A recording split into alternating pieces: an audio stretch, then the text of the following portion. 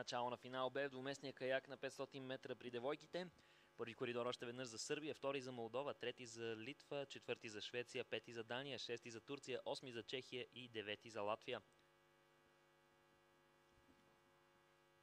Най-добро начало струва ми се от страна на двойката на Швеция от четвърти коридор, Моа Нилсон и Хилда Линденберг. Ще видим какво ще покаже контролата обаче на 250-я метър.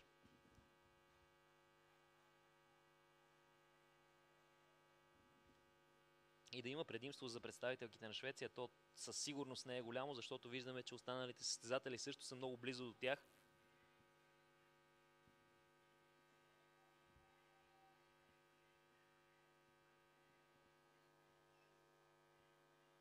Лидерството обаче е поето от коридор номер 1, където са Софи Хорват и Яна Сарич от Сърбия.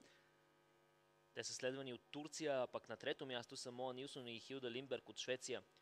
First place at the 250 meters mark, Sophie Horvat and Yana Saric from Serbia, followed by Isli Sukarvan and Ozge Yıldız from Turkey. Third place for Sweden, Moa Nilsson and Hilda Lindenberg.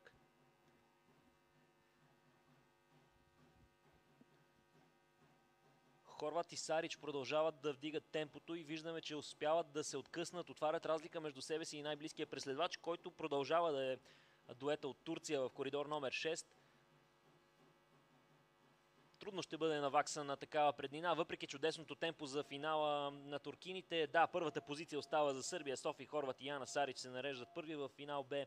В втората позиция от чести коридор от Турция Исил Сукарван и Озге Йылдыз.